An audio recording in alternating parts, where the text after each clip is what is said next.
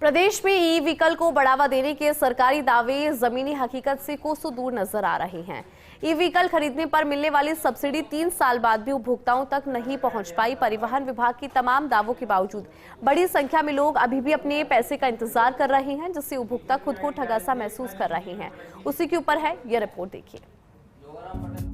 राजस्थान में इलेक्ट्रिक वाहनों को बढ़ावा देने के उद्देश्य से पूर्ववर्ती सरकार ने सितंबर 2022 में Rajasthan electric vehicle policy REVP 2022 लागू की थी।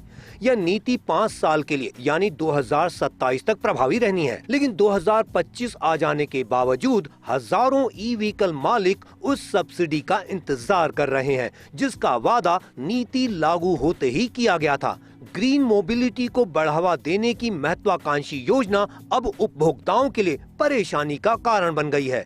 REVP 2022 के तहत 2 पहिया ई स्कूटरों पर बैटरी क्षमता के आधार पर 5,000 से 10,000 रुपए और तिपहिया ई रिक्शा समेत अन्य वाहनों पर 10,000 से 20,000 रुपए तक की एक मुश्त सब्सिडी देने का प्रावधान था।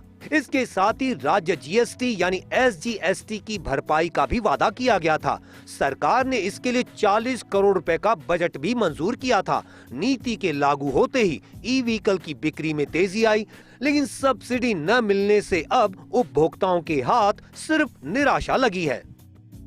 विभागीय सूत्रों के मुताबिक सब्सिडी भुगतान डायरेक्ट बेनिफिट ट्रांसफर से होना था, लेकिन पोर्टल और फाइनेंस विभाग के बीच तकनीकी इंटीग्रेशन, DBT सिस्टम में खामियां, कई जिलों में सत्यापन अधिकारियों के बार बार बदलने और दस्तावेजों की मैनुअल जांच में देरी हो रही है। परिवहन विभाग के अधिकारियों ने भी स्वीकार किया है कि तकनीकी प्रक्रियाओं के कारण भुगतान नहीं हो पाया, जबकि फंड कई बार जारी किया जा चुका है। ई व्हीकल खरीदने वालों का कहना है कि उन्होंने सरकार पर भरोसा कर वाहन खरीदे, लेकिन 3 साल बीतने के बाद भी सब्सिडी न मिलना अब सरकारी उपेक्षा जैसा लगने लगा है।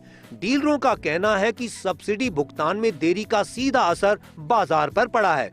जो ग्राहक पहले ही वाहन ले चुके हैं, वे अब दूसरों को खरीदने से मना कर रहे हैं। इसका नतीजा यह है कि राज्य में ई व्हीकल की बिक्री घट रही है और ग्रीन मोबिलिटी का लक्ष्य कमजोर पड़ता नजर आ रहा है। सितंबर 2022 से दिसंबर 2025 तक 3 साल से ज्यादा का वक्त गुजर चुका है।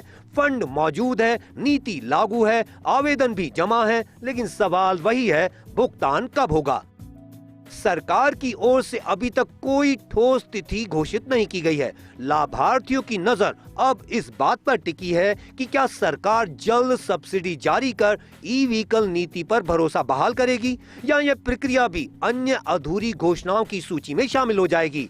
ई वाहनों की बिक्री बढ़ाने के लिए प्रदेश के परिवहन विभाग ने एक पॉलिसी बनाई थी और ये दावा किया था कि ई वाहन खरीदने पर प्रदेश के लोगों को सब्सिडी दी जाएगी, लेकिन 3 साल से राजस्थान के लोग उस सब्सिडी का इंतजार कर रहे हैं। परिवहन विभाग अभी तक सब्सिडी लोगों को नहीं दे पाया है। आने वाले दिनों में भी जिस तरह से परिवहन विभाग की तैयारी लग रही है, संभव नहीं दिखता कि ई सब्सिडी लोगों को मिल पाएगी। कैमरामैन साहिल के साथ Shivendra Pratap Singh Parmar, first India news, Jaipur.